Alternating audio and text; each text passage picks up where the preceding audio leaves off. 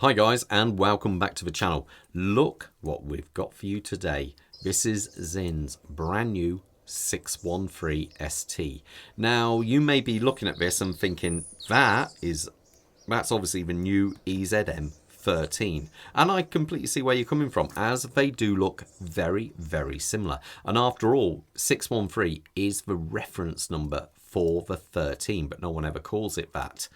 So you'd be thinking, well, obviously being this has got the new clasp and all that, it's going to be more expensive than the 13. But this is where it's a bit strange. It's £500 more affordable than the 13, which is absolutely bizarre. So we're to the end of the video and we'll talk more about the prices. So yeah, how is this simply more affordable? There are differences, but you know, it's kind of, does that equate to £500? We'll have to wait and see. But before I get too far into this review, I've got to say a massive thank you to the team over at First Class Watches of Kenilworth for allowing me to review this model.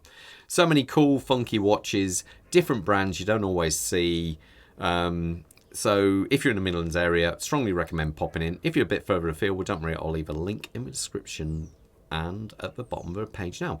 All I ask, if you do contact them, please mention the channels. It really would help. So let's talk sizes. We have got a 40mm case size, a 41mm bezel size. As you can see, it overhangs a fraction. That's how gripping and purchasing the bezel is so easy. The thickness of a watch is 15.3mm, which is very, very reasonable for what this watch can do. A lug-to-lug of 47mm and a strap size of 20mm.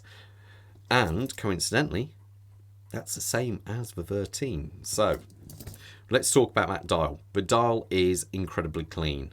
Considering this is a full chronograph, it does look very, very clean. What you see here, you've got a printed on minute and hour track round there.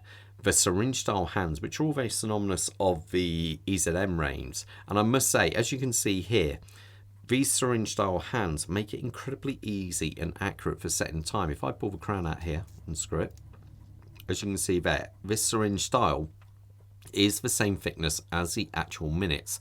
So if I want to go 51, you can see I can just line that up perfectly with the minute marker there. And there you go. And that is how you can really set this watch very, very accurate. There is lume on this watch, and it differs from the 13. The 13 is green. This one is blue, and it's a very, very sharp looking lume, to be fair. At first look, all you see is the Sinn logo up there, and you've got this big sub-dial down here, and that is actually your chronograph minute counter. And the eagle eye amongst you might have noticed it goes all the way up to 60. So normally when you only have one sub-dial, you normally go up to 30, and then you require a hour totalizer to know if you're in the first part or the second part of the hour. This one, no problem. You can just read your 60 minutes quite easily. What you've got on this sub-dial over here, which is kind of hidden away somewhat with that dark grey minute track, is your constant running seconds for your regular timekeeping. And then over here, you have an actual day-date complication. One thing I must point out, the day window on this is in German only on this one. So it doesn't affect me, you know, but do be aware if you're going to be ordering one. One thing I wish they had done is the AR symbol here. I wish I'd done that maybe in a gloss black so it would disappear even more into that dial. What that actually signifies is the inside of this watch is treated with an inert gas. So there should be no moisture inside this watch at all. Now, to withhold, you know, to keep that gas inside, they have to change the seals to a better quality seal. And just to make sure the icing on the cake, just make sure there's no moisture, they fit this little titanium capsule down here. Inside is copper sulfite crystals, which will help absorb any moisture which might be in there. And that will slowly change colour over time. I think you can see on my 13, you can see it's slightly darker there, and that means it has absorbed some moisture. So no matter how good your watch is, and it is irrelevant about what price or brand, if you were to put an ice cube or rest this in snow, let's say, place it down in snow, you would see condensation, especially if it's dialed down, underneath the side of the dial. Now, I say, you can have yourself a top of a range Rolex, you know, deep, or an Omega deep sea, whatever. You will still have moisture. I wouldn't recommend putting an ice cube on there and leaving it on there for a minute, because you will get moisture irrespective. But don't do it, because obviously you don't want to build all that moisture up in one area, so you can possibly mark the dial. So don't do it. Anyway, as we come, well, one thing I should point out, we have a very fine second handle there, and that is for your actual chrono. So if I press the chrono button here, that's a cam operated chrono on this one. You have a red tip to it, and that corresponds with the red marker down here on your minute marker. One thing I would say is the movement in this one, the EZM13, does seem to be a little bit more snappy than what's in this one. If I reset this to 0, would have been better if I had some more minutes on there. Don't get me wrong, it's quick, but it's not on the same level as quickness as the original 13. If I stop this one and reset, watch the minute counter down there. It is much, much faster. This one seems a little bit sluggish in comparison to that one, but one of those things. The actual crystal on top of it is a sapphire crystal. It does have both AR an anti-reflective coating, I should say, on the underside and on the upper side. So it does a reasonable good job of when out in sunlight, stopping the reflections, making it easier to read the actual time. One thing I should also point out, this has got 500 meters of water resistance to it. So yeah, this is one hardcore diver chrono. Now, some people might say a diver chrono, well, that makes no sense, because you can't use, you don't want water to get into the chrono while you're underwater, so you wouldn't want to press these anyway. There's no protection to them. But this is fitted with Sinn's D3 system, which means you can be coming on for 500 meters underwater and still press these buttons with no problem at all. The case of the watch. We've got a bead-blasted finish. Bezel. I'm going ahead of myself here. The bezel, let's have a listen to it. Very snappy. 60 click, back play. Yeah, there's back play, yeah.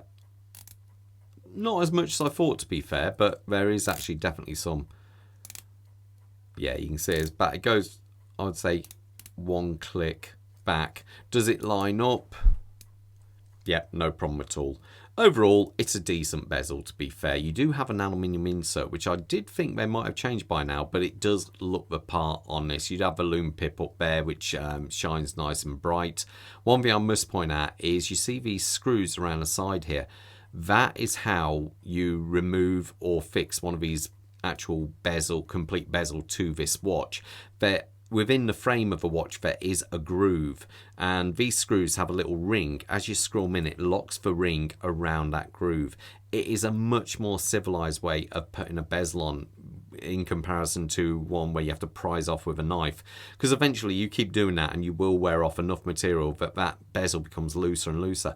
This one, you'll never have that problem, and it's just so elegant, a way of taking the actual bezel off. One thing I must say, if you do ever decide to take the bezel off, leave the screw in at the 12 o'clock position. Just back off the other ones. I'm going to say back off. Just turn them a few, a couple of turns. Don't remove them all the way. And then you can simply lift the bezel off. It is that easy and well done.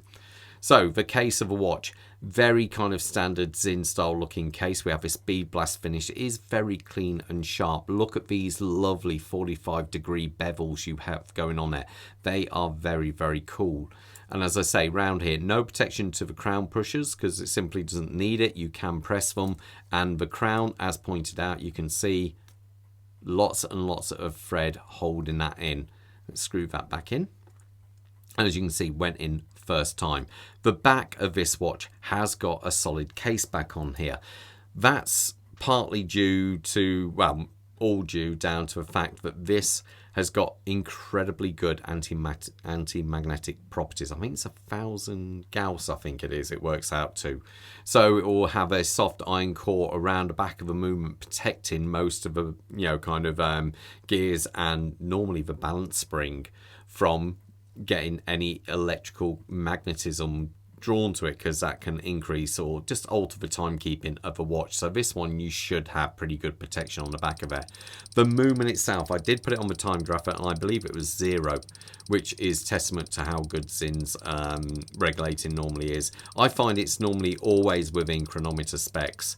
So, I think chronometer specs are -4 +6, but I know Sinn, and those chronometer specs are normally done with the movement out of the watch, which just is ridiculous, because when you put it back in the watch, the amplitude and everything always jumps back up. So Sinn regulate their movements with the movement in the back of a watch. I think what they do, they get rid of the minus and they go, I think it's 0 to 8, I think it is, which, it just makes more sense regulating it when it's actually in the watch. That's how I do it at work also.